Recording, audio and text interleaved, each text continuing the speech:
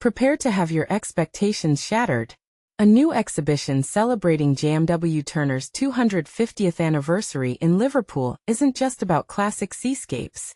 It's a bold, in-your-face exploration of his enduring influence, featuring unexpected pairings like Jeff Koons' sculptures, Damien Hirst's infamous sharks, and even Doc Martens. Melissa Gustin, the curator of British art at National Museum's Liverpool, is deliberately aiming for surprise. Surprised? That's what we're hoping, she admits. The goal is a deeper understanding of Turner's impact that transcends time. The exhibit aims to reveal the intricate connections, shared histories, and lasting legacies that link Turner to artists working today. With countless Turner exhibitions popping up globally to mark this milestone anniversary, Gustin herself has counted at least 24. The challenge was to offer a fresh perspective. So, while showcasing Liverpool's impressive Turner collection, considered one of the best outside of London, this exhibition at the Walker Art Gallery boldly investigates Turner's profound impact on subsequent generations of artists. But here's where it gets controversial.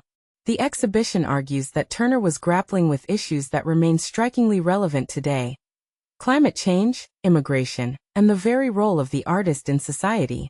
It suggests a continuity between the anxieties of Turner's time and our own. Of course, if all you want is to immerse yourself in Turner's masterpieces, you're more than welcome. As Gustin points out, there's a wealth of his work to admire. And equally, if contemporary art is your passion, there's plenty to engage with on that front too. The exhibition caters to both tastes, but the real magic happens when you see the dialogue between them. Liverpool is uniquely positioned to host such an exhibition. Thanks to the foresight of 19th-century art patrons, the city possesses a remarkable collection of late Turner works, pieces that were, at the time, considered unfashionable. This forward-thinking collecting now allows us to appreciate Turner's later, more experimental styles. Among these treasures are paintings like The Falls of the Clyde, a beloved piece at the Lady Lever Gallery, and The Wreck Buoy, usually housed at Sudley House. John Ruskin, Turner's friend and ardent supporter, famously described The Wreck Buoy, a powerfully dramatic seascape filled with crashing waves and a vibrant rainbow, as the last oil picture he painted before his noble hand forgot its cunning. In the new exhibition, The Wreck Buoy is juxtaposed with a work that similarly explores themes of danger and mortality, a Hirst piece featuring two small sharks preserved in formaldehyde, seemingly trapped in an endless loop. The pairing is designed to spark reflection on how artists across centuries have grappled with similar existential themes. And this is the part most people miss. It's not just about the individual artworks, it's about the curatorial choices that create a conversation.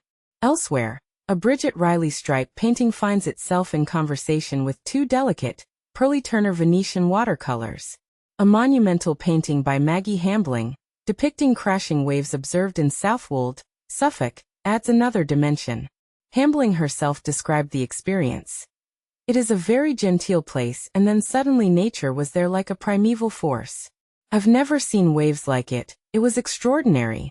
It was very beautiful but terrifying. The exhibition also includes works by Monet, Pissarro, Ethel Walker, and Sheila Fell, alongside numerous rarely seen Turner pieces. As Gustin explains, many of these are works on paper, which are too delicate for frequent display. The 250th anniversary provides a perfect opportunity to showcase these hidden gems.